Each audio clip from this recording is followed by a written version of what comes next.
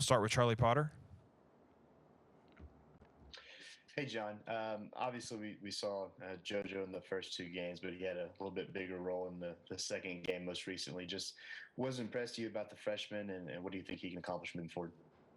We're definitely excited about what JoJo can do and all the freshmen. We think they can help us contribute to the offense, and I'm kind of just excited to see them get out there and actually play some more.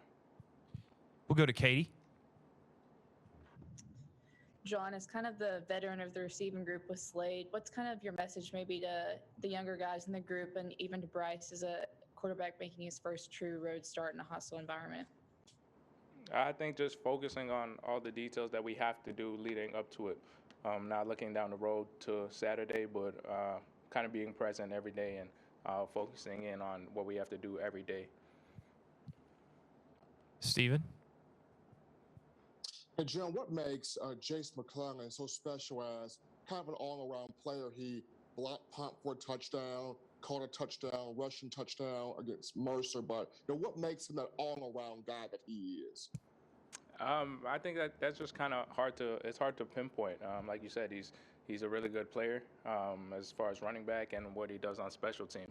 So we just think he plays really good football. So that's kind of one thing that's really hard to pinpoint. We'll go to Tony Scalise. Hey, John, are you guys keeping the Ride Out nickname? If not, what is it? And then what's the mentality of this year's receiving core? Yeah, I think the Ride Out spirit is always alive.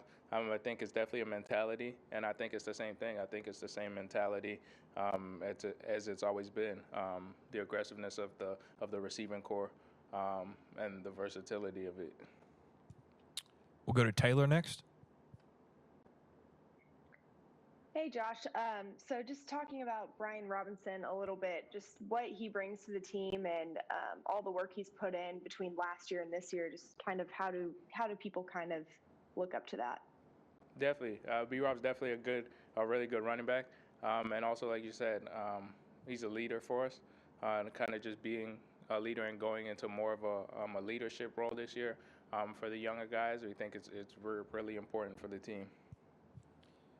We'll go to Matt Marshall with the Orlando Sentinel. John, what have you seen about the poise from Bryce this season, and what has kind of stood out to you about him, his performance? It's kind of as expected for me, and all the guys on the team. Just being in practice with him, going through the off season with him, it's kind of he's playing as expected. Really good, and just excited for him to showcase that to all the fans and everybody watching. Go to Michael Casagrande. Two more. Yeah, what's the most difficult environment you guys have played in your time there? It's kind of hard to say because last year it was a COVID year, so it really wasn't much of difficult environments. I guess being a COVID year, that was kind of difficult, but I can't really recall much from my freshman year either. So I think this is kind of in a sense my first real college football season as well. Okay, we'll go to Charlie Potter and finish up with him. If I'm last, I got two real quick. Just first, John, what stands out about Florida's secondary and their defense as a whole? Their defense is really strong. They're really experienced up front as far as D linemen and linebackers, and they also have some experience in the secondary. They're really good in the secondary, really versatile. They can run. So it's a really solid defense, and we're excited to play them this weekend.